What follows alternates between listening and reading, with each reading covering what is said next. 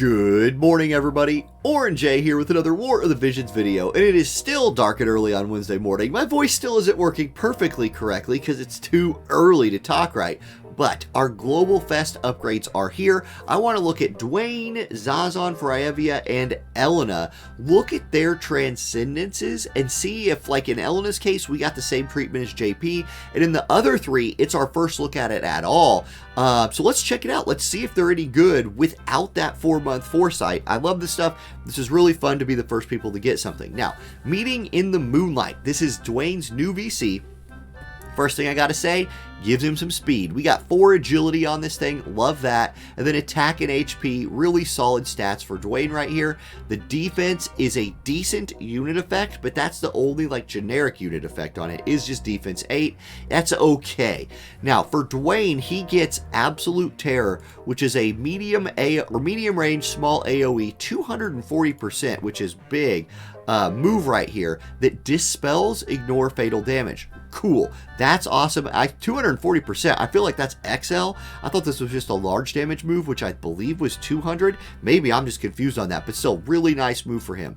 Now the party effect, human killer 30 with physical attack, awesome. Critical evade 16 and AoE resist 20. Okay, that's really good. This is a really great VC to run on him. Again, the units, the people who receive this buff, Sephiroth is the big ticket one on there. A lot of other people are missed by that. So we'll see how people start using this card. Overall, I think it's really good. I'll be pulling for it today. Let's do Dwayne next. Let's just stay on the Dwayne train. So here's Dwayne's dream ability upgrade. He gets slash attack resistance pen. They really went like both directions here. Let me just say before I get into this, they could have made him tankier and more of a tank. They did. Or they could have made him do more damage. They did. So let's see. Slash attack pin 20 will really help his damage. I do like that, especially considering he already had defense pin. Now he has both just in his abilities. Single target resist 15. I think that's wonderful. So make him a little bit tankier. You're going to have to build AoE resist. That's coming with his card. So, okay, I see where they're going there. I think this is a great dream enhancement for stats. Then the Armor Crusher upgrade. Let's go look at that. So Armor Crusher, which is his job level 25 ability, previously decreased slash resist 25, dealt 165% damage.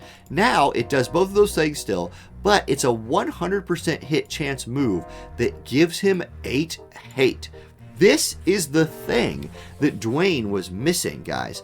He was not a tank. Like, he was never truly a tank for us because he did not have a way of generating aggro. Sure, you come up here and you could run Swift Shadow on him, giving them that 5 aggro, but like you're getting move 1 and 5 aggro. That's not very good for a support ability. It just gave him this like 1 or 2 hits worth of hate, and then he just was a bruiser. Now you can run like other stuff on here and have him gain hate through Armor Crusher. This is a fantastic upgrade. Like, in fact, he has like Paragon of the Night, slash resist, pierce resist, defense. That's fantastic. Viking lore is HP and attack. You can run that now. If you're going against missile teams, you can run unyielding protection. You could even go Dragoon lore if you wanted healing power. I would probably go Viking lore instead. I think these two are awesome. Now that you can get off Swift Shadow, or you could keep running Swift Shadow for that turn 1 aggro, that's still really powerful as well. So he also got a secret buff. His limit break now decreases his AP consumption. This was not listed on anything, but it's in the game. If you get his if you hit his upgrades, it is in the game. So I saw somebody post a screenshot of that. Next up, Fryevia, another tank. She's an ice tank. She needed a lot to be able to compete with like Snows and Agrises of the world for people actually wanting to use her, and I think she got a lot. So first of all, 20 more spirit is wonderful for her. 10 AoE resist is really good. So that's a two really good stats. Spell Veil Blade gets another upgrade. Now this skill was already very good. Here it is. It's her job level 25 skill. It's Wind Killer 25, 175% damage, 100% hit chance, and a stacking 20 defense and spirit buff. Stacks up to 3 times. Now, it is absorb 30% of the damage dealt. So, she has lifesteal in her kit now with the move that she wanted to be spamming anyway. This is awesome. I think Fryevia is phenomenal at this point. I love this. And next up will be Zazaan, the Unkillable, a true like global exclusive unit still, because the only way you can get this guy in JP, if they haven't changed it, this dude's global exclusive because no one got him in JP, because they made the way to get him just like so ridiculously dumb that he's almost unobtainable over there. So anyway, I'll call him a global exclusive unit for fun. He gets 20 more slash attack pin. Great, he already had 20, now he has 40, that's good. He gets single target resist 10 and upgrade skill fake death. Let's go scope that out. So his fake death, this is his re-raise move. He already got it upgraded once where it gives him CT up after coming back to life. Now it still gives him the CT up, but also gives him AP consumption down when he comes back to life.